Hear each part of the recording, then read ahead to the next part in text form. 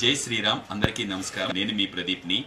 వాగర్ధావివ సంపృక్తౌ వాగర్ధ ప్రతిపత్తయే జగతః పితరౌ వందే పార్వతీ పరమేశ్వరౌ.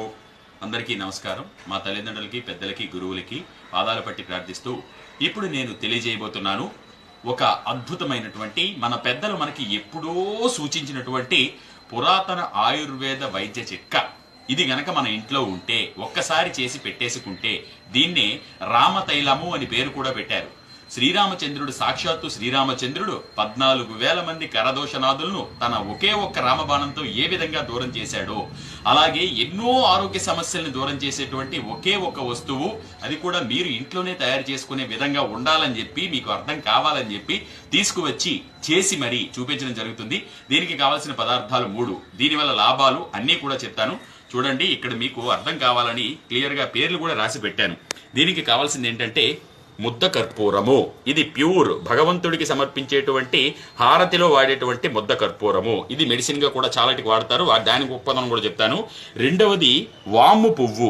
చూశారు కదా, వాము పువ్వు అంటే ఈ విధంగా ఉంటుంది, క్రిస్టల్స్ గా వస్తుంది. తరువాత మూడవది పుదీనా పువ్వు. ఈ 3 ఉంటే సరిపోతుంది. ఈ 3 కొంచెం రేటు ఎక్కువగానే ఉంటాయి, ఎందుకంటే స్టాక్ మార్కెట్ ప్రకారం వీటి రేట్లు నిర్ణయించడం జరుగుతుంది. మరి కాబట్టి ఈ 3టితో ఎంతో అద్భుతంగా చేసుకునేటువంటి రామ తైలం ఏ విధంగా చేయాలో చూద్దాం. ఇప్పుడు రామరసం అంటారు అసలు దీన్ని. మరి ఈ రామరసాన్ని తయారు చేయడం ఎలాగో చూద్దాం. ఇప్పుడు ముందుగా 50 గ్రాములు 3 సమపాళ్లను తీసుకోవాలి. ముందుగా చూడండి, మీరు చూస్తుండగానే కరిగిపోతుంది, కరిగి నీరైపోతుంది. పుదీనా పువ్వుని ఒక 50 గ్రాములు తీసుకోండి. తర్వాత వాము పువ్వుని కూడా ఒక 50 గ్రాములు తీసుకోండి.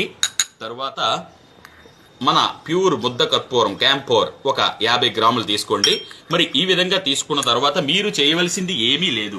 దీన్ని చూశారు కదా, ఇలా విడిచిపెట్టేస్తే మన కళ్ళ ముందే దీన్ని ఇలా పక్కన పెట్టేయండి. పక్కన పెట్టగానే అదేమవుతుందంటే చూస్తూ ఉండగా నీరైపోతుంది. ఏ విధంగా నీరవుతుందంటే మీకు ఆల్రెడీ ఒక్క 10 నిమిషాల ముందు వేసి చూపించాను. కావాలంటే ఇప్పుడు కూడా చూడండి. 10 నిమిషాల ముందు చేసినటువంటి, చూసారా. కాకపోతే దీనికి తీసుకోవాల్సిన జాగ్రత్తలు ఉన్నాయి. దీన్ని ఏ విధంగా వాడాలి, దేనికి ఇది పనిచేస్తుంది చూసారా. ఇది ఎన్నో వేల రూపాయలు ఖర్చు పెట్టినా తగ్గలేనటువంటి జాయింట్ పెయిన్స్ ఏవైతే ఉన్నాయో, ఈ మోకాళ్ళ నొప్పులు కావచ్చు, తర్వాత ఈ ప్రతి జాయింట్ మన శరీరంలో ఏ పార్ట్లు అయితే జాయింటెడ్ గా ఉన్నాయో వాటన్నిటికీ అద్భుతంగా పనిచేస్తుంది. చూసారు కదా, ఇక్కడ ఈ విధంగా తయారవుతుంది రామరసము. ఈ రామరసాన్ని ఏ విధంగా వాడాలి, దేనికి పనిచేస్తుంది అన్న విషయాన్ని ఇప్పుడు నేను చెప్తాను. దీనిని కేవలము గాజు సీసాలలో మాత్రమే మీరు భద్రపరచాలి. ఎందుకు అంటే ప్లాస్టిక్ కి దీని శక్తిని, దీని పవర్ ని తట్టుకునే శక్తి లేదు. ఇది చాలా శక్తివంతమైనది. అద్భుతంగా ఇల్లంతా పరిమళిస్తుంది అనమాట, అంత మంచి సువాసనగా ఉంటుంది. ఇది కరిగి బయటని పెడతారు కదా, ఈ విధంగా 50 గ్రాములు పెట్టగానే, బయట వదిలిపెట్టగానే కరిగి నీరైపోతుంది. దీన్ని, ఈ రామరసాన్ని ఒక గాజు సీసాలో భద్రపరచండి. మీకు ఎప్పుడైనా సరే జ్వరం వచ్చిందనుకోండి, ఇదిగో ఇలా చూడండి, మీకు కేవలం ఈ టీ గ్లాసు వాటర్ తీసుకోండి. 2 చుక్కలు చూసారు కదా, 1, 2 అంతే. ఈ 2 చుక్కలు వేయగానే మీకు పైన ఈ విధంగా చూడండి, పైన ఈ విధంగా తేలుతుంది. దీనిని అలా తాగేయచ్చు. జ్వరం వచ్చినప్పుడు మాత్రమే 2 చుక్కలు మాత్రమే వాడాలి. తరువాత ఈ ఆయిల్ ని ఎక్కడెక్కడ అప్లై చేస్తారు, ఎప్పుడు మీకు నొప్పి అనిపిస్తుందో, బాధ అనిపిస్తుందో అక్కడ మర్దన చేస్తారు. జస్ట్ ఇలా తీసి రాస్తారు అంతే. ఇల్లంతా పరిమళం, ఒళ్ళంతా పరిమళం, అద్భుతమైన సువాసన వస్తుందన్నమాట.